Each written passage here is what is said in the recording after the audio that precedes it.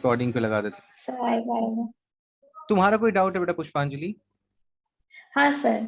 कुछ सर वो legal rights to Ganga and Yamuna का मतलब क्या है सर? लीगल राइट्स उसका। लीगल राइट्स मतलब कि गंगा और यमुना को भी, न्यूजीलैंड में एक रिवर है, उसको जैसे ह्यूमन की तरह ट्रीट किया जाता है, उसी तरीके से गंगा और यमुना को भी ह्यूमन की तरह ट्रीट किया जाएगा। अरे अभी शबनम आया, उसको मैंने हाँ। एडमिट किया, फिर वो गायब हो गया, समझ अच्छा। नहीं आया क्या होया, मैं उसको इग्नोर कर दिया, मैंने क्या किया। तो इसीलिए तो वही है, लीगल राइट्स का ही मतलब होता है कि जैसे हमारे लीगल राइट्स हैं उसी तरीके से शबनम, हाँ। मतलब शबनम कह रहा हूँ उसी तरह से हर एक जैसे रिवर्स हैं उनके भी लीगल राइट्स हैं, आप उसको गंदा नहीं कर सकते हो। आप जैसे किसी के घर घुस के उसके घर को गंदा नहीं करोगे ना, उसी तरीके से आप रिवर्स को भी गंदा नहीं करोगे। You will treat it like a human, जैसे आप इनको ट्रीट करते हो, ह्यूमंस को ट्रीट करते हो, उसी तरीके से आपको रिवर्स को भी ट्रीट करना होगा। They will be treated as legal entities. ठीक है। हाँ सर। हाँ अरे ठीक है। Shabnam, yes sir. क्या कर रहा था तभी से? तुम कॉपी करके वहीं ग्रुप में डाल दिया, फिर मैंने तुमको एडमिट किया, फिर तुम भाग गया, फिर एडमिट हुआ, क्या क्या करता रहता है? सर मैंने कॉपी पेस्ट करी थी, हम्म, उधर चला गया और मेरा नेटवर्क के चलते। चलो चलो चलो चलो, और कोई डाउट के लिए आपको? आज तो पक्का लड़ाई होगा। शबनम सर कौन? गोलान सर, गोलान हाइट्स के बारे में। किसके बारे में? गोलान हाइट्स तो सर। अरे क्या हो गया, आवाज क्वालिटी की वजह से खराब हो गया। सर गोलान हाइट्स के बारे में पूछो। गोलन हाइट्स के बारे में, वेरी गुड, गोलन हाइट्स के बारे में। चलो, गोलन हाइट्स के बारे में आई थिंक मैंने क्वेश्चन दिया था ना, इसमें कौन सी क्वेश्चन तक हम पूछे थे? हाँ सर। सर गोलान हाइट्स कहाँ पर पड़ता है? सर ये वेस्ट आपका एशिया में। पड़ता है, ये सीरिया हाँ या जॉर्डन और इजराइल के मिडिल हाँ मिडिल में हाँ, वहां पे पड़ता है गोलन बॉर्डर। हाइट्स। गोलन हाइट्स आपको दिखाया भी पहले, मैं आगे भी आपको दिखाऊंगा जब इंटरनेशनल रिलेशंस हम देखेंगे। वो इसराइल और सीरिया के बीच में कंटेंशियस इशू है, लड़ रहे हैं दोनों। ठीक है। हाँ yes, sir. अरे क्वेश्चन कौन सा था इसमें जो जहां तक हमने डिस्कस किया था? जा भूल गए लोग। सर क्वेश्चन नंबर तो एग्जैक्टली सर ये तो 33 से स्टार्ट है ऊपर चला गया, आपने जो होमवर्क दिया था। ऊपर चला गया किस में चला गया? सर, ये 33। 33 ना, एरिया नोन हाँ as Golan Heights sometimes appear in the news. तो ये कहाँ पे है, पुष्पांजलि क्या बोलती है? सर इजराइल और सीरिया के बीच में बॉर्डर है। Very good. ये सर अभी माइनस, इजराइल ने ऑक्युपाइड करके रखा है। Very good. तो ये सेंट्रल एशिया में है, मिडिल ईस्ट में है, साउथ ईस्ट एशिया में है, सेंट्रल अफ्रीका में? हाँ। और ये central Asia sir. Very bad. Central Asia में क्या मिडिल है? Middle east. Middle east, central Asia में क्या है, वो सारे कंट्रीज है। सेंट्रल एशिया में बस 5 ही कंट्रीज आते हैं, कजाकिस्तान, किर्गिस्तान, हाँ और कौन से हाँ हाँ स्थान है, हाँ और कौन से हाँ। स्थान है, उज्बेकिस्तान, और कौन सा स्थान है? उज्बेकिस्तान, उज्बेकिस्तान, किर्गिस्तान, किर्गिस्तान तो तुर्कमेनिस्तान, कजाकिस्तान, तुर्कमेनिस्तान, और कौन सा, तुर्कमेनिस्तान और कौन सा स्थान है? और एक कजाकिस्तान, किर्गिस्तान, अफगानिस्तान, तुर्कमेनिस्तान। अब नहीं नहीं, अफगानिस्तान नहीं। अफगानिस्तान नहीं है, और सर कौन सा स्थान? अजरबैजान। अजरबैजान भी नहीं है, एक और स्थान बचता है, कौन सा स्थान है? एक तुर्कमेनिस्तान, किर्गिस्तान, कजाकिस्तान, आप उज्बेकिस्तान। बोला था मैंने पता करने कि 5 सर सेंट्रल एशियन कंट्रीज। अरे कजाकिस्तान, सब पढ़ लिया, यही करो तुम लोग। Turkmenistan, Afghanistan, Tajikistan, sir Tajikistan, Tajikistan, और Tajikistan, Tajikistan, Tajikistan, Tajikistan, Tajikistan. Tajikistan, Shabnam पढ़ते नहीं? Tajikistan sir. तजिकिस्तान। तजाकिस्तान है क्या सर? हाँ, उसको तजाकिस्तान नहीं बोलते हैं, तजिकिस्तान। ओ, शबनम, तजाकिस्तान पता नहीं सर। पढ़ता नहीं है तुम लोग, सिर्फ बदमाशी करता है। नहीं सर। अरे मेरे भाई सुन, ये पांचों जो ये हैं सेंट्रल एशियन कंट्रीज हैं, इनका कैपिटल याद कीजिएगा और इनको अरेंज कीजिएगा north to south, east to हाँ वेस्ट। सर। ये क्वेश्चन 50,000 बार पूछा जा चुका है 50 एग्जाम में। सेंट्रल एशियन कंट्रीज के सर कैपिटल। उज्बेकिस्तान का कैपिटल बार बार आया था सर, क्वेश्चंस मैंने और दो देख, बार किया था। और उसके बाद भी गलती कर रहे हैं आप, कैसे होगा पुष्पांजलि, ये तो पाप कर रहे हैं आप। हाँ मेरे भाई लोग, मिडिल ईस्ट जो है आप नहीं बोलिएगा, ये जो वेस्ट एशिया का पोर्शन है हम इसको वेस्ट एशिया बोलेंगे। अरे सुन सुन सुन, तुम लोग को थर्ड होमवर्क समझ में आया जी, क्या है आज हाँ का सर, homework? वेस्ट एशिया बोलेंगे ना। हाँ ये बताओ अभी फर्स्ट होमवर्क क्या था आज का? हाँ सर, मूवी हम फर्स्ट। हाँ फर्स्ट ओ, होम हाँ आज का। मूवी देखा। हाँ सेकंड होमवर्क क्या हाँ, था? मूवी देखो। जल्दी जल्दी बताए, बहुत होमवर्क देना है। सेकंड होमवर्क क्या था? ये sir second homework question domestic number content 4। Requirement. वो सेकंड होमवर्क था, वो क्वेश्चंस करना है ना कुछ लॉजिकल रीजनिंग का। हाँ, yes sir, question questions number 4, हाँ रीजनिंग का। हाँ ठीक है, वेरी गुड। उसके बाद थर्ड होमवर्क है ये कि आपको ये बहुत important है डोमेस्टिक मेरे भाई कंटेंट। लोग। सेंट्रल एशियन कंट्रीज इजी नहीं है याद करना, ये one of the tough thing है, टफेस्ट थिंग है इनफैक्ट। इंटरनेशनल रिलेशन का आपको पांचों कंट्रीज के कैपिटल याद करने हैं, उनको नॉर्थ टू साउथ अरेंज करना है और ईस्ट टू वेस्ट अरेंज करना है। आपने कभी ऐसे क्वेश्चंस देखे हैं जहाँ पे वो सिटीज दे देते हैं और आपको बोलते हैं अरेंज कीजिए उनको हाँ नॉर्थ। सर। अरे जिसके भी साइड से आवाज आ रहा है उसको म्यूट करो जी। आदमी को सर म्यूट कर, मेरा नहीं है। आदमी को म्यूट कर दो या इसको म्यूट कर दो, गोली से उड़ा दो। नहीं ऐसा नहीं करते। गोलन हाइट्स मिडिल ईस्ट भाई लोग, मिडिल ईस्ट कैसे बोलते हैं, कौन बोलता है मिडिल ईस्ट? तो इधर जो तुम्हारे ये सब जो लोग हैं, मतलब मान लो ये नॉर्थ अमेरिका वाले हैं, जब ये इधर की तरफ देखते हैं एशिया की तरफ, इधर यहाँ पे जापान वापान देखते हैं, तो जापान इनके लिए क्या हो जाता है, फार ईस्ट। जापान जो है इनके लिए फार ईस्ट होता है, ये पहले बताया था क्या?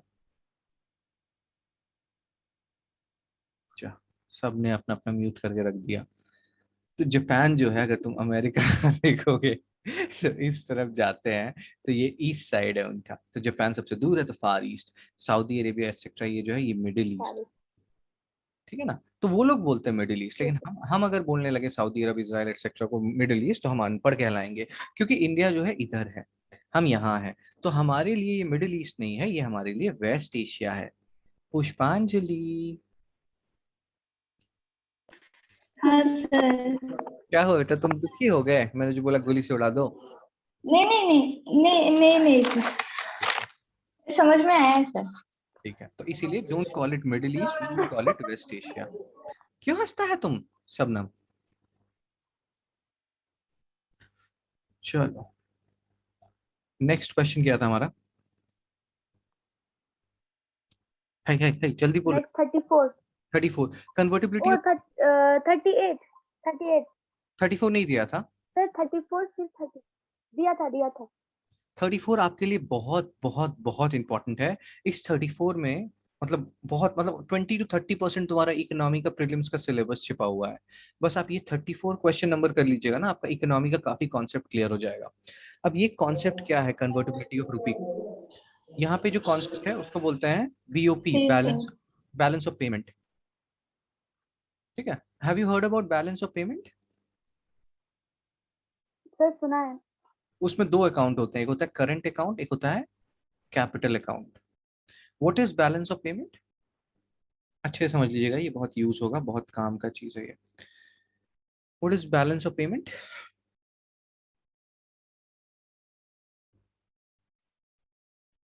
बैलेंस ऑफ पेमेंट क्या होता है कि मान लीजिए हम ट्रेड सर कर, पता नहीं।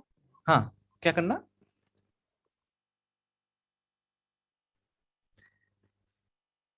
मेरा आवाज एक टाइम लैग के बाद पहुंचता है शायद आप लोगों तक।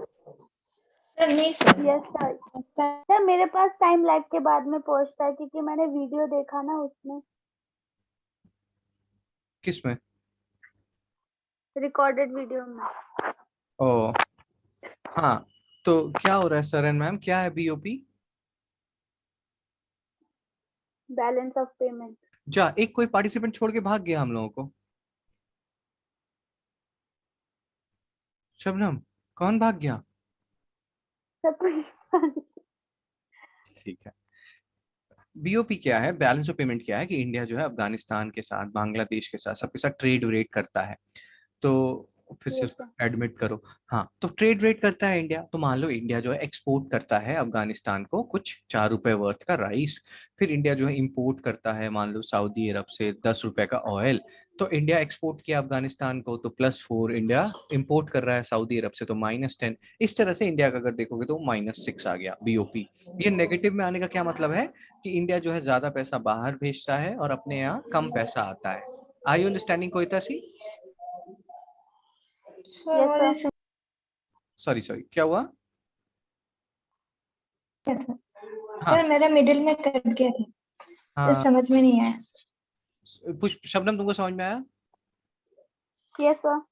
हाँ, तो फिर से समझाता हूँ। बैलेंस ऑफ पेमेंट का मीनिंग ये होता है, ये अच्छे से समझना है। इसमें पूरा हो सकता है 1 घंटे का पूरा क्लास लग जाए, तब भी ये इंपॉर्टेंट है, करना ही है। हम्म, बैलेंस ऑफ पेमेंट का मतलब क्या है? हाँ इंडिया जो है, शबनम समझाओ, तुम समझो, जल्दी से समझाओ पुष्पांजलि को, क्या समझ में आया तुमको?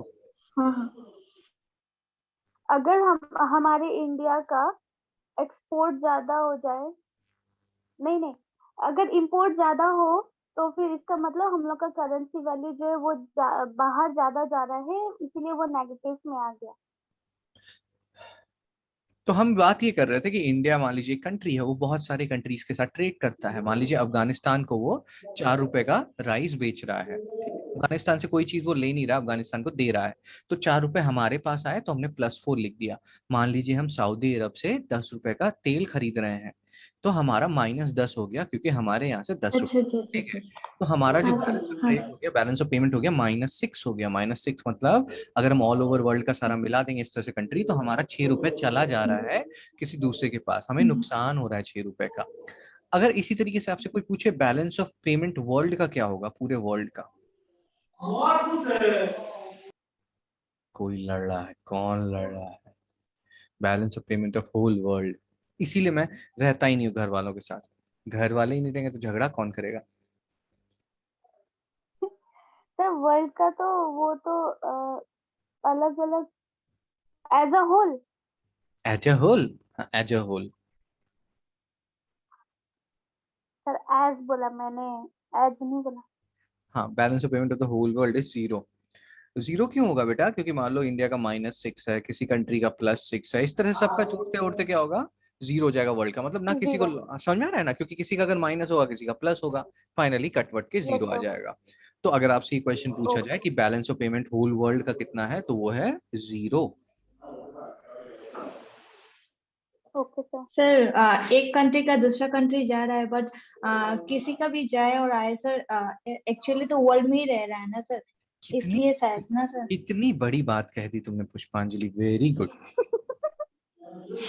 सारा पैसा वर्ल्ड में ही रह रहा है, तो ना वर्ल्ड गरीब हो रहा है ना अमीर हो रहा है, इसीलिए 0। ठीक है। अब इधर करंट अकाउंट का 2 पार्ट होता है, एक होता है विजिबल, एक होता है इनविजिबल। करंट अकाउंट के 2 पार्ट, विजिबल और इनविजिबल। विजिबल में क्या होगा?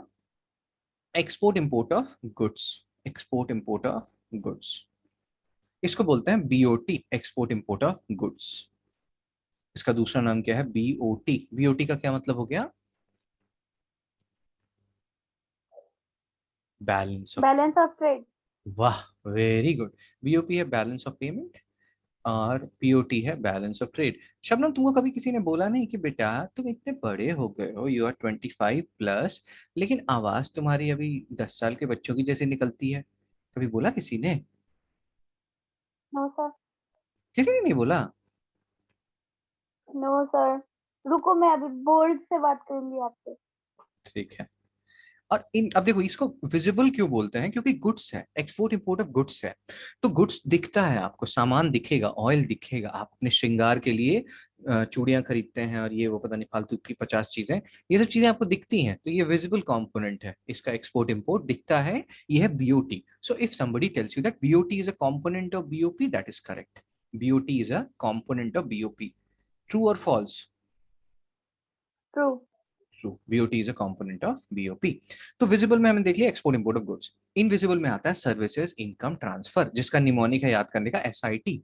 Services income transfer. सर्विसेज मतलब कोई सॉफ्टवेयर सर्विस दे रहा है, टाटा, टीसीएस, इन्फोसिस, विप्रो, कॉग्निजेंट, ये सब इनविजिबल में आया, क्योंकि सर्विसेज दिखता नहीं है। मान लीजिए मैं आपको पढ़ा रहा हूँ, ये भी एक तरह का सर्विस है।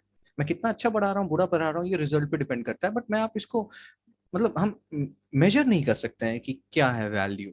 मॉनेटरी टर्म्स में वो मेजर करना वो अलग चीज है, बट आप एग्जैक्टली मेजर नहीं कर सकते हो। लेकिन अगर आपको चीनी खाना है, 1 किलो, 2 किलो, 10 किलो या 50 किलो, वो मेजर कर सकते हो, वो गुड्स है, तो वो विजिबल। सर्विसेज मेजर नहीं हो सकता एग्जैक्टली, तो ये इनविजिबल है। इनकम ट्रांसफर, इसी तरीके से ट्रांसफर ट्रांसफर होता है। ट्रांसफर में क्या आता है? रिमिटेंसेस, डोनेशन, गिफ्ट्स, ये ट्रांसफर में आता है। Remittances, donation, gifts. रिमिटेंसेस जानते हैं क्या होता है? पुष्पा कहाँ चलेगी? पुष्पा, कर्ज। हाँ सर, यही हूँ आपको कोई पुष्पा बोलता सर। है? वो थोड़ा म्यूट किया था। बहुत बहुत अच्छा किया। तो रिमिटेंसेस का क्या मतलब है? मेरा कॉफी भी खत्म हो गया बा। सर कर्ज, कर्जा। कर्ज, अट रिमिटेंसेस का मतलब कर्जा नहीं होता है बे। सर भरपाई करना है ना। नहीं, रेमिटेंसेस का मतलब होता है कि जैसे हाँ, इंडिया जो है बहुत ही गरीब देश है। हम कैसे देश हैं? गरीब। गरीब देश है। तो हमारे यहाँ के जो लोग हैं, बहुत सारे लोग दूसरे दूसरे कंट्रीज में जाते हैं काम करने के लिए, मजदूरी करते हैं और अपने देश में पैसा भेजते हैं। तो सऊदी अरब जो है, वेस्ट एशिया जो है, वहां पे हमारे बहुत सारे लोग हैं। और ऐसा नहीं कि वेस्ट एशिया जाके वो बहुत बड़ा बड़ा काम कर रहे हैं, और छोटे छोटे मिनाइल जॉब्स सभी इन्वॉल्व हैं, केरल की नर्सेज इन्वॉल्व हैं। तो ये लोग जो है ना इंडिया पैसा भेजते हैं। ये जो पैसा ये लोग इंडिया भेजते हैं इसको बोलते हैं रिमिटेंसेस। ठीक है ना? उसी तरीके से क्योंकि इंडिया यस सर। बहुत, समझ में आ रहा है ना? ये रेमिटेंसेस कहाँ आता है? ट्रांसफर वाले पैसे में। उसी तरीके से डोनेशन का कुछ पैसा आता है, बड़े बड़े जो अमीर कंट्रीज हैं इंडिया को डोनेशन में पैसा, गिफ्ट्स आता है कुछ हमारे पास। ये सब इनविजुअल कंपोनेंट में आ गया। इनकम क्या होता है कि अब जैसे मान लो इंडिया का अनिल कपूर है, वो यूएस में जाके काम करता है मिशन इम्पॉसिबल में। उसी तरीके से यूएस से टॉम क्रूज आते हैं काम करने के लिए। तो यहाँ से इंडिया, अब जैसे अनिल कपूर यूएस गए हैं काम करने, तो वहां पे वो पैसा वैसा कमाएंगे, फिर बेटी सोनम कपूर के कपड़े वपड़े गहने वहने के लिए घर पैसा भेजेंगे। तो ये सब जो गरीब नहीं होता है कि गरीब सोनम के लिए पैसा उन्होंने भेजा, ये उनकी इनकम का सोर्स इंडिया आया। उसी तरह टॉम क्रूज है, उसने 10-15 शादियां की हैं यूएस में, तो सारी बीवियों को थोड़ा थोड़ा पैसा भेजेगा इंडिया से वो। तो ये सब पैसा इनकम में जाएगा। तो अगर अनिल कपूर, हमारे जैसे बहुत सारे अनिल कपूर यूएस चले गए फिल्मों में काम करने के लिए, प्रियंका चोपड़ा एक्सेट्रा, और उन लोगों ने ज्यादा पैसा भेजा, तो ये इनकम इंडिया में ज्यादा आएगा। और यहाँ पे मान लीजिए टॉम क्रूज एक्सेट्रा, वो इंडिया कम आते हैं क्योंकि उनको लगता था कि इंडिया बेकार है, फालतू है, गरीब लोग रहते हैं यहाँ, तो वो कम पैसा वापस भेजेंगे। तो ये इनकम कंपोनेंट आपका पॉजिटिव हो जाएगा। आपको समझ में आ रहा है ये बात? नहीं समझ में आया था ऐसा? सर हाँ सर, अगर वो समझ में आया। इनकम हो, सर अगर वो इनकम होगा हम्म, तो फिर ये रेमिटेंस। कौन सा? सर रेमिटेंस भी तो वही है ना, जब नहीं नहीं बाहर से अर्न नहीं नहीं, करके पैसा रेमिटेंसेस भेजते का हैं। क्या है यहाँ पे समझते हैं इस बात को, इसको थोड़ा डीप में जाके समझते हैं। इनकम का बेसिक मीनिंग क्या होता है? रेमिटेंसेस क्या है कि वो दूसरे देश जगह, एकदम आप सही सोच रहे हैं। इनकम का बेसिक मीनिंग क्या है, अगर उसको थोड़ा और थोड़ा कर देते हैं, अच्छे से समझते हैं। लेट्स से अमेजोन है, इसको थोड़ा और बढ़ाते हैं, अमेजोन है। अच्छा। ठीक है, अनिल कपूर का ये मतलब नहीं है, केरल की नर्सेस से कंपेयर मत करो अनिल कपूर और टॉम क्रूज को। हम एक बिजनेस पर्सपेक्टिव से बात कर रहे थे, थोड़ा इसको ब्रॉड करते हैं। लेट्स से अमेजोन है। अमेजोन क्या है? एक फॉरेन कंपनी है, यूएस की कंपनी है। ठीक है, उसने इंडिया में हैदराबाद में अपना बिजनेस खोला है, अर्निंग कर रही है। जेफ बेजोस जो है यूएस में है। तो अमेजोन क्या करेगा? पैसा तो अपने कंट्री में भेजेगा ना भाई, वहां पे ही ना उसके लोग हैं। तो ये पैसा चला गया यूएस। उसी तरीके से इंडिया की कुछ कंपनी है, लेट्स से एसबीआई। एसबीआई का क्या फुल फॉर्म है? State bank of state bank India. Of India. Very good, कितने इंटेलिजेंट हैं आप लोग। तो एसबीआई के बहुत सारे ब्रांचेस हैं, नाइजीरिया में, वेनेजुएला में। तो यहाँ वहां पे उन्होंने कुछ पैसा कमाया, इंडिया भेज दिया। ये जो नेट इनकम है ना, कि हमने कितना ज्यादा भेजा, हम और जो अमेजोन वाले हैं उन्होंने कितना ज्यादा भेजा, इसका जो प्लस माइनस करके होगा, ये पैसा आएगा इनकम में। अभी समझ में आया? हम्म। अभी समझ में आया डिफरेंस क्या है शबनम? नहीं, सर मेरा ना आवाज चला गया था। अभी आया? क्या अब नहीं आ पाएगा? अब हमेशा के लिए चला गया? यस। अभी नहीं सर, अभी आ गया, कोई बात नहीं, मैं देख लूंगी फिर। तुम्हें समझ में मतलब ओ तुमने सुना ही नहीं? नहीं सर, वहां से सुना, अमेजन वालों ने, सॉरी, वो जेफ जो है, उन्होंने जब पैसा अपने उधर भेजा अपनी कंट्री में, तो वो उनका इनकम था। क्योंकि उनकी अपनी कंपनी है जो इंडिया में ऑपरेट कर रही है। उसी तरीके से इंडिया की कंपनी है एसबीआई, जो बहुत सारे दूसरे वर्ल्ड के कंट्रीज में ऑपरेट कर रही है, तो वो भी इंडिया पैसा भेजेगा। क्योंकि हम लोगों का तो देश इंडिया है ना, एसबीआई के तो लोग इंडिया में रहते हैं ना। तो ये सब जो यस सर। पैसा थोड़ा सब्ट्रैक्ट और एडिशन करोगे, जो मान लो अमेजोन ने अपना पैसा यूएस भेजा, तो वो सब्ट्रैक्ट हो गया हमारी कंट्री से। लेकिन एसबीआई जैसे हैं, मैकॉन है, बहुत सारी और इंडियन कंपनीज जो बाहर काम कर रही हैं, वो जो अपना खून पसीने पसीने का कमाई है जो इंडिया भेजेगा, वो प्लस हो जाएगा हमारा। ये सारा पैसा किस में आएगा? इनकम में। ये रेमिटेंसेस नहीं है। Remittances okay. कौन होते हैं? गरीब लोग जो छोटे मोटे काम करते हैं, डायस्पोरा उसको बोलते हैं, इंडियन डायस्पोरा।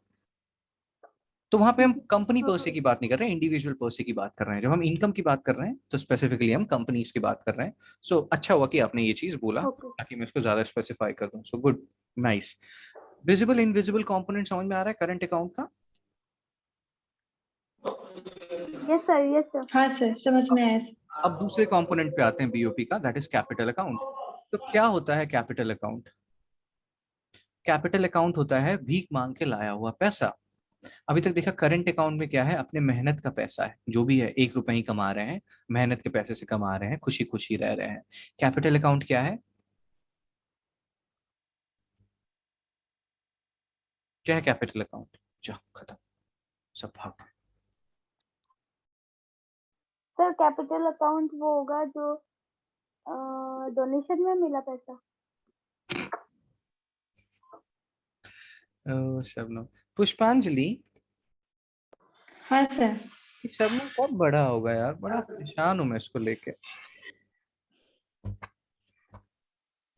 कुछ लिखा है, दिख रहा है आप लोगों को, या आंख के अंधे हैं आप लोग? हाँ नहीं दिख रहा सर, है सर। दिख रहा है क्या क्या लिखा है? सर। एफडीआई, पीडीआई, एफआईआई और पीडीए। एफआईआई। हाँ, एफडीआई, एफआईआई, ईसीबी, एफसीएनआर। क्या होता है एफडीआई? ओके। सर पता एफडीआई, नहीं। एफडीआई सुना है आप लोगों ने आज तक कभी? हाँ मैंने सुना तो यस था सर। सर, मैं भूल गई, याद नहीं आ रहा है। सर एफडीआई मैंने सुना था। ये क्या एफडी? एफडी से रिलेटेड कुछ है क्या? एफडी फिक्स डिपॉजिट, एफडीआई का मतलब होता है फिक्स डिपॉजिट इन पुष्पांजलि's अकाउंट। अच्छा। एफडीआई फिक्स डिपॉजिट, आई मतलब इन, उसके बाद पुष्पांजलि's account. So FDI is foreign direct investment. Have you heard about foreign direct investment? Foreign direct नहीं सर, नहीं सुना है। पुष्पांजलि, पुष्पांजलि बोल रहा हूँ। शबनम, सर मैंने एफडीआई सुना है लेकिन पता नहीं है मेरे को। ये तो गलत बात है ना, ये तो पाप कर रहे हो तुम मतलब। देखिए, फॉरेन डायरेक्ट इन्वेस्टमेंट और एफआईआई बहुत हद तक सेम है, ठीक है। फॉरेन इंस्टीट्यूशनल इन्वेस्टमेंट भी बोलते हैं, फॉरेन पोर्टफोलियो इन्वेस्टमेंट भी बोलते हैं। ये एफआईआई जो होता है, अरे कुछ गिरा जी, एफआईआई जो होता है ये काफी मैं वॉलेटाइल। इसलिए म्यूट करके रखती हूँ। होगा। पुष्पांजलि, तुम्हारे घर में हमेशा तोड़फोड़ होता रहता है। एफआईआई जो है ये काफी वॉलेटाइल इन्वेस्टमेंट है। वॉलेटाइल इसीलिए पुष्पांजलि सिलचर नहीं रहना चाहता, अब मेरे को समझ में आ रहा है। एफआईआई जो है ये, हाँ सर। Shabnam yes sir. तुम पर सुन रहे ये हो? सच बात है सर, ये सच बात है सर। पूरा दिन में सर एक बार भी अच्छी तरह से पढ़ाई नहीं होता, मम्मी को बोलूंगी तो चाटा मारेगी, इसलिए सर चुप ही बैठी हूँ। और उधर देखो शबनम का, शबनम के घर में जैसे कि कोई रहता ही नहीं है, लगता है अकेले ही रहती है। सबको बोल देती चुप मैं पढ़ रही हूँ, और कोई एक शब्द नहीं बोलता है उसके घर में उसके डर से। So what we are trying to talk about here is FII and FDI. Do understand this. This FII is highly volatile. What is the meaning of the term volatile here? Volatile का क्या मतलब होता है? देख समझते हैं, मान लेते हैं कि कोई अमीर बंदा है, उसको जनरली हम लोग कुछ टर्म्स देते हैं, जैसे कि एंजल इन्वेस्टर, बहुत सारे टर्म्स होते हैं। कुछ लोग होते हैं बहुत अमीर अमीर, वो ना इधर उधर पैसा इन्वेस्ट करते रहते हैं। तो उसमें क्या देखते हैं वो, कि इंडिया का मान लेते हैं कि बॉन्ड का प्राइस जो है, मतलब इंडिया का जो बॉन्ड है वो काफी अच्छा है, उस पर बहुत इंटरेस्ट मिल रहा है। मैं आपको आगे चल के बता दूंगा, शेयर बॉन्ड एक्सेट्रा, थोड़ा बहुत आइडिया आपको होगा। तो इंडिया के बॉन्ड पे बहुत इंटरेस्ट मिल रहा है, तो रिटर्न मिल रहा है, तो वो इंडिया में पैसा इन्वेस्ट कर देंगे। जैसे ही देखेंगे कि कहीं नाइजीरिया में या बांग्लादेश में ज्यादा इंटरेस्ट मिल रहा है, ज्यादा रिटर्न मिल रहा है, तो इंडिया से पैसा निकालेंगे और वहां जाके पैसा इन्वेस्ट कर देंगे। ऐसे पैसे को बोलते हैं हम FII, FPI, foreign institutional investment, foreign portfolio investment, and it is highly volatile. Volatile का क्या मतलब होता है, इस पे रिलाय नहीं कर सकते हो तुम ऐसे पैसे पे, ये कब आएगा कब चला जाएगा, नो बडी नोज। सिंपल टर्म्स में समझना है तो पूरी की पूरी इंडिया सरकारी नौकरी के पीछे क्यों भागती है? क्योंकि वो एक तरह से एफडीआई की तरह है, बहुत रिलायबल है। रिलायबल का क्या मतलब होता है, जैसे मान लो अमेजोन है, अमेजोन आती है इंडिया में, वो हैदराबाद में इन्वेस्टमेंट करती है, तो एक पैसा लेके आ रही है, ऐसा नहीं कि तुरंत भाग जाएगी। अगर वो तुरंत भागना भी चाहेगी तो अपना बिजनेस समेटने में, हैदराबाद का इंडस्ट्री बेचने में काफी टाइम लगेगा, तो ये काफी रिलायबल पैसा होता है। एफडीआई वाला पैसा जो ये लोग बाहर से लेके आ रहे हैं, क्योंकि इसमें सिर्फ वो इन्वेस्टमेंट नहीं करते हैं, इंफ्रास्ट्रक्चर में इन्वेस्ट करते हैं, जॉब्स देते हैं, बहुत ज्यादा डीप घुस जाते हैं इन्वेस्टमेंट में, तो ये काफी नॉन वॉलेटाइल है as compare to FII. FII में ऐसा नहीं है कि वो आके यहाँ पे बिजनेस सेटअप कर रहे हैं एक्सेट्रा, नहीं, यहाँ देख रहे हैं कि ज्यादा पैसा दे रहा है यहाँ का बॉन्ड, अमेरिकन इंडियन बॉन्ड, तो यहाँ इन्वेस्ट करेंगे, जैसे देखेंगे बांग्लादेश वाले ज्यादा दे रहे हैं वहां इन्वेस्ट करेंगे। आर यू अंडरस्टैंडिंग कोयता सी, या तुम लोग सो गया? नहीं सर, नहीं नहीं नहीं सर। सर, समझ आ गया। समझ आ गया ना? तो F I I volatile, hmm, FDI not so much volatile, ठीक है। तो ये सारे कंपोनेंट है कैपिटल अकाउंट के, लेकिन है तो एक तरह से वीक ही। वीक करने का क्या मतलब होता है कि बाहर से ही पैसा ला रहे हैं, ये हमारा पैसा नहीं है। ईसीबी क्या होता है शबनम? Yes sir. तुम्हारे घर में सब सो गया क्या? नहीं सर, सोए नहीं है। तो कोई बोलता नहीं है तुम्हारे घर में एक भी शब्द? बोलता है सर, दरवाजा बंद था। ईसीबी का मतलब बताइए, सिर्फ इधर उधर की बातें करेंगे। What does ECB stands for?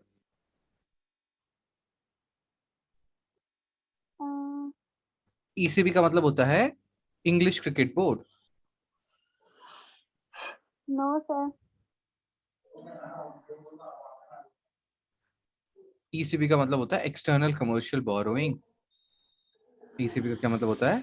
External commercial borrowing. External commercial. Borrowing, have you, अभी आप लोग ये क्या, ये फर्स्ट टाइम सुन रहे हैं ये वर्ड्स? हाँ सर। Yes sir. सब। सुन मेरे भाई, आप लोगों का ये होमवर्क है, मेरे को नहीं पता चौथा या पांचवा होमवर्क जो भी है, घर जाके अच्छे से बीओपी हाँ करना है, बैलेंस ऑफ पेमेंट। और इस हाँ पे हाँ। क्वेश्चंस आए हुए हैं प्रीवियस ईयर में यूपीएससी में, उसको सॉल्व कीजिएगा, इस पे बहुत क्वेश्चंस आपको मिलेंगे, ठीक है? हाँ हाँ, तो ईसीबी क्या है, एक्सटर्नल कमर्शियल बोरोइंग क्या है, कि लेट्स से कि मान लेते हैं कि शबनम जो है बहुत ज्यादा पैसा कमा लेता है। शबनम मान लो आईएएस ऑफिसर बन जाता है और बहुत गलत तरीके से पैसा कमाता है, होता है ना कि बहुत फ्रॉड करता है, नो करप्शन सर। करता है, ये सब करके वो खूब सारा 2 नंबर वाला पैसा कमाता है। उसके बाद शबनम क्या करेगा, ये पैसे से बिजनेस खोलेगा। मान लो एक कोई बिजनेस खोला उसने, विजय माल्या की तरह दारू वारू का बिजनेस खोला शबनम ने। दारू वारू खोला, वो बहुत चल गया वो बिजनेस। फिर बहुत जब चलता है ना, तो people invest more and more, because वो एक चक्र है, ज्यादा पैसा मिलेगा, पैसे की भूख कभी खत्म नहीं होती है, you want more and more and more and more. एक सिचुएशन आ जाता है जब इंडिया में उतना पैसा नहीं होगा जितना पैसा आपको चाहिए होगा, तो शबनम और माल्या जैसे लोग, ये लोग क्या करेंगे, ये बाहर से पैसा लेके आना चाहेंगे कि हमारा इंग्लैंड में एक, लंदन में एक घर है, तो वहां पे हमारे कुछ दोस्त हैं जो ब्रिटिशर्स हैं and they want to invest in our company. तो इंडिया वाले क्या बोलते हैं, जो आरबीआई है वो बोलती है कि नहीं सर, हम आपको जितना मन में चाहो उतना पैसा लाने नहीं देंगे ईसीबी से, एक्सटर्नल कमर्शियल बोरोइंग से, क्योंकि मान लो आप बर्बाद हो गए, मान लो माल्या और शबनम, माल्या सारा पैसा का दारू पी गया, शबनम सारा पैसा का दारू पी गए। शबनम सुन रहे हो तुम? अच्छा। यस सर, सुन रही हूँ। हाँ, दारू मत पियो, अच्छी चीज नहीं होती है ये। तो इसमें क्या होगा कि मान लो ये लोग दारू वारू पी के सारा पैसा बर्बाद कर देंगे, उसके बाद किसके ऊपर रिस्पॉन्सिबिलिटी आ जाएगी? मान लो अगर दूसरे देश से तुम पैसा लाते हो उधारी में और तुम चुका नहीं पाओगे, तब तो इंडियन गवर्नमेंट पे रिस्पॉन्सिबिलिटी आ जाएगी ना, नाम तो हमारा खराब होगा। गलत हरकतें करेंगे शबनम और माल्या लोग, नाम किसका खराब होगा पुष्पांजलि? हमारा खराब होगा नाम, इंडियन गवर्नमेंट। इंडियन गवर्नमेंट का। तो इसीलिए इंडियन गवर्नमेंट क्या बोलती है ना, कि कैपिटल अकाउंट जो है, ये अब समझते हैं इस बात को, अब तुम्हें समझ में आएगा ये जो टर्म लिखा हुआ था यहाँ पे, कन्वर्टिबिलिटी। तो हमारा जो करंट अकाउंट था, हमारा जो करंट अकाउंट है, अभी करंट अकाउंट कुछ देर पहले पढ़ा था, अगर आप लोगों को याद हो, यस सर। हमारा करंट अकाउंट फुल्ली कन्वर्टेबल है। फुल्ली कन्वर्टेबल का क्या मतलब होता है कि तुमको जितना एक्सपोर्ट करना है करो, जितना इंपोर्ट करना है करो, वहां पे ज्यादा रिस्ट्रिक्शन नहीं है, आप चाहे तो $1,000, $2,000, $10,000 एक्सपोर्ट कर सकते हैं, फुल्ली कन्वर्टेबल है। लेकिन हमारा कैपिटल अकाउंट जो है ये पार्शली कन्वर्टेबल है। पार्शली कन्वर्टेबल का क्या मतलब होता है कि अगर विजय माल्या $1 बिलियन ले आते हैं उधारी में, यू मीन्स यूके से, लेट्स से, इसको बोलते हैं ईसीबी, तो वो पूरा का पूरा $1 बिलियन इंडिया में यूज नहीं कर पाएंगे। हो सकता है आरबीआई बोलते कि नहीं सर, आप $400 मिलियन से ज्यादा यूज ही नहीं करोगे, बिकॉज जो रुपी है वो पार्शली कन्वर्टेबल है कैपिटल अकाउंट में। हम आपको अलाउ नहीं करेंगे कि आप जितना मन करो उतना उधारी लेके आ जाओ, बाद में आप भाग जाओ दारू वारू पी के और हमारे ऊपर रिस्पॉन्सिबिलिटी आ जाए। सो करंट अकाउंट इंडिया का फुल्ली कन्वर्टेबल है, इसमें जितना पैसा एक्सपोर्ट करना है, इंपोर्ट करना है करो, जितना पैसा किसी को मतलब होता है ना, कोई केरल की नर्स भेजना चाहे इंडिया भेजे, कोई दिक्कत नहीं है। लेकिन कैपिटल अकाउंट पार्शियली कन्वर्टेबल है, आप जितना मन उतना उधारी नहीं ला सकते हो। आर यू अंडरस्टैंडिंग कोयता Asha? Yes sir. Very good. अब हाँ सर। अरे क्या बात है। अब आते हैं लास्ट वाला, F C N R. What does F C N R stands for? इसको अच्छे से जाके रिवाइज कर लेना, ये one of the most important topics है सर economic का। हम्म। सर हाँ।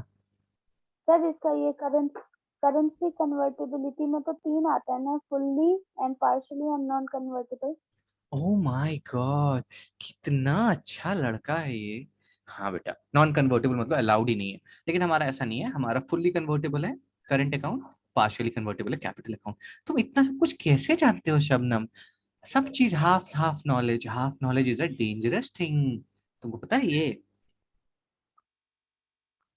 Yes sir. हाँ सुन, एफ सी एन आर बताओ फटाफट।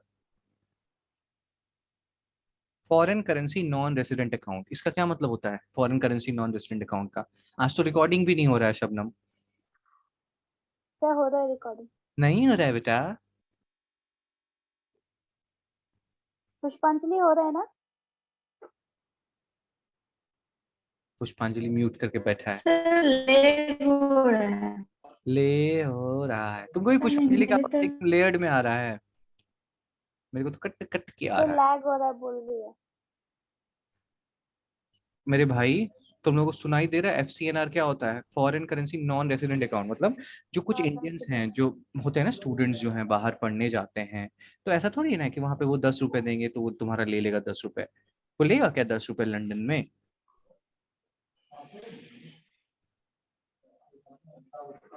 10 रुपये।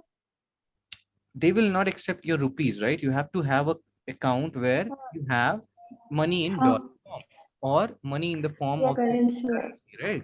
So you maintain an account which is known as FCNR, foreign currency non-resident account, which is also a form of capital account. वो ना भी पता हो चलेगा, लेकिन ये बाकी आपको पता होना चाहिए। Are you understanding कोयता आशा? हाँ सर। Yes sir. चलो अब क्वेश्चन नंबर 34 देखो, और इसको रिवाइज कर लेना, मैं कल पूछूंगा नहीं आंसर कर पाओगे तो मैं बहुत ज्यादा डांटूंगा, इतना डांटूंगा, इतना डांटूंगा, इतना डांटूंगा, इतना इतना और इतना डांटूंगा कि रोने लगोगे। चलो 34 करो। सर सी। जा हो गया, इतनी जल्दी कर लिया, कुछ तो इज्जत दो क्वेश्चन को। So freely permitting the conversion of rupee to other currency and vice versa. ठीक है, जैसे यस गोल्ड सर। भी है, गोल्ड इंडिया में गोल्ड है ना, गोल्ड भी पार्शियली कन्वर्टेबल है। गोल्ड पार्शियली कन्वर्टेबल का क्या मतलब होता है?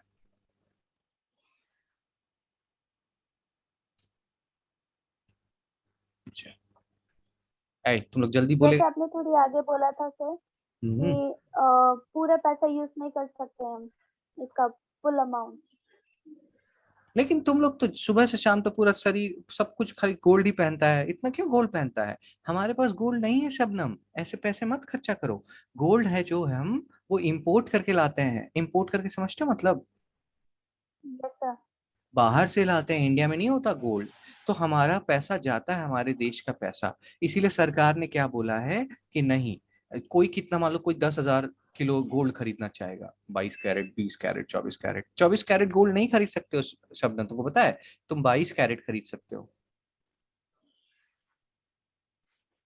क्यों सर? 24 कैरेट। ये पार्शली कन्वर्टेबिलिटी की वजह से। नहीं नहीं, तुम्हारे पास है 24 कैरेट गोल्ड?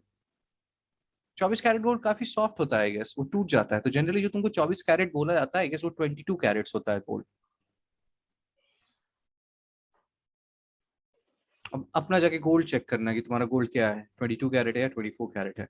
पुष्पांजलि, हाँ सर। कितना गोल्ड है आपके पास? ओह माय गॉड, बॉयफ्रेंड से गोल्ड भी खरीदवाया है? Oh my God. हाँ सर, ये इतना गंदी भी नहीं हो सकती। मेरे भाई लोग, समझ में आ रहा है गोल्ड इज क्यों पार्शियली कन्वर्टेबल है? बिकॉज इंडियन गवर्नमेंट, ऐसा नहीं है ना, हमारे यहाँ गोल्ड का बड़ा रश होता है।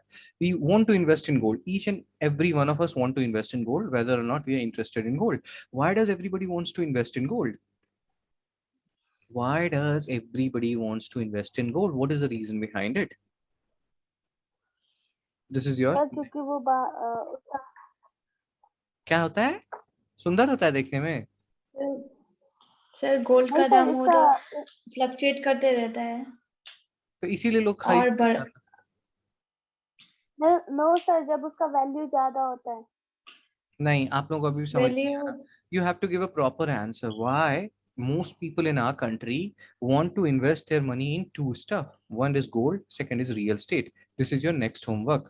अच्छे से एक आंसर लिख के दिखाना मेरे को, क्या आपके रीजंस हैं. Why do people want to invest in gold sir or एक real बोलूं estate? हाँ. सर, क्योंकि इसमें लॉस नहीं है और पैसा बढ़ जाता है। वो जो भी प्रॉपर्टी आप रखोगे उसका आगे जाके पॉसिबिलिटी है कि वो आगे बढ़ेगा, घटता नहीं। कितना किलो है तुम्हारे पास बेटा? हाँ, नहीं घटता है सर, वो बढ़ता सर ही है मैंने सर, रियल वो एस्टेट को कभी लेकर, घटता नहीं है। कितना? 4 किलो? सर रियल एस्टेट के लिए एग्जांपल दिया मैंने। गोल्ड के लिए? गोल्ड के तो लिए भी सेम ही नहीं होगा होगा। सर, तुम दोनों के सेम घर ही का, है। अरे एक सीरियसली बताओ. So even Shabnam, you are also wearing gold, right? You do wear yes gold, right? Sir. And your like mother, yes your sir. sisters, and all those people, they also wear gold. Yes sir. Yes sir. Do your family members like Bappi Lahiri, they also wear gold? Hmm. So we don't have any Bapilleri in our family. ठीक है. तो इसका क्या मतलब होता है? Gold पे जो होता है ना, तुम लोग जो बोल रहे हो सुनने में अच्छा लग रहा है, मार्क्स नहीं मिलेगा. गोल्ड पे आपको रियल इंटरेस्ट रेट मिलता है, पॉजिटिव रियल इंटरेस्ट रेट मिलता है. अब ये चीज पॉजिटिव रियल इंटरेस्ट रेट क्या होता है, ये कल मेरे को याद दिला देना, फर्स्ट थिंग डिस्कस करेंगे. आपको ये समझना इंपॉर्टेंट है कि what is nominal interest rate and what is real interest rate. ये बहुत इंपॉर्टेंट कॉन्सेप्ट है, you should be knowing it, कि नॉमिनल इंटरेस्ट रेट क्या होता है, रियल इंटरेस्ट रेट क्या होता है. And then you will be able to write a proper answer that why people want to invest in gold or real estate. What is the basic phenomena underlying it? And you have to prove it via some examples. ठीक है. तो ये basic फंडा ये हम कल sir discuss करेंगे. हाँ बोलो भाई लोग. सर आपने फ्राइडे को भी बोला था वो 3210 वाला इक्वेशन बताओगे। हाँ तो तुमने बोला आज सुबह तो, मतलब क्लास स्टार्ट होते समय बोला. तुम लोग तो इधर उधर करते रहते हो ऑल टाइम. तो सर ये क्वेश्चंस करके बता देना। हाँ, कल तुम क्या करना बेटा, सबसे पहले जो मोस्ट इंपॉर्टेंट थिंग है, जैसे 3210 मेथड, एक बार वो बता देना, वो मैं बता दूंगा. और ये एक एक करके अपना नोट करके रख लीजिए कि ये पूछना है सर, आपने ये बोला था, ये पढ़ा देंगे. क्योंकि मैं 3-4 जगह कर रहा हूँ ना, तो मेरा दिमाग इधर उधर रहता है. आपके पास एकदम अच्छे से आपको रखना है नोट करके कि सर ये बता दीजिए ना, ये भी बता दीजिए सर, ये भी बता दीजिए, ये भी बता दीजिए, सब बता दीजिए. तो ऐसे करके मैं सब बता दूंगा. ठीक है ना? Okay sir. ठीक है सर। सर पुष्पा? आज नहीं बताओगे ये 3210? नहीं, आज नहीं बताऊंगा. 3210 तुमको क्या लगता है कि वो क्यों 2 सर? मिनट में खत्म हो जाएगा? अच्छा लंबा प्रोसेस है। लंबे चलेगा, लंबे. तुम पहले एक बार पुष्पांजलि सर पूछ लेना, पुष्पांजलि सर को. वो अरे 1 मिनट सर 38 वो सेकंड बचा है. यूएन। सुन, रुक रुक रुक, 1 मिनट 38 सेकंड बचा है. जो भी हाँ जल्दी जल्दी पूछो, मीटिंग खत्म हो जाएगा. हाँ हाँ. सर, यूएन और यूएनएचसी में सर डिफरेंट क्या है सर? यूएन एक ऑर्गेनाइजेशन है सर, वो यूएनएचसी क्या है सर? 6 ऑर्गन्स होते हैं, 6 परमानेंट ऑर्गन्स हैं यूएन के, उसमें एक यूएनएससी होता है. कल ये भी बता दूंगा, लिख लेना बेटा, कहीं पे ठीक लिख लो ठीक अच्छे से. ठीक है सर। ठीक है, कल ये डिस्कस कर ठीक लेंगे. है। 6 ऑर्गन्स क्या होता है, जनरल असेंबली क्या होता है, ट्रस्टीशिप काउंसिल क्या होता है, सेक्रेटेरिएट क्या होता है, इंटरनेशनल कोड ऑफ जस्टिस क्या होता है, सिक्योरिटी काउंसिल क्या होता है, सब डिस्कस कर लेंगे. ठीक है. ठीक है सर। वेरी ठीक है गुड. सर। चलो कल मिलते हैं फिर. Okay. Okay sir, good good night night. Sir. Good night good बालक. नाइट पुष्पांजलि। Good night sir.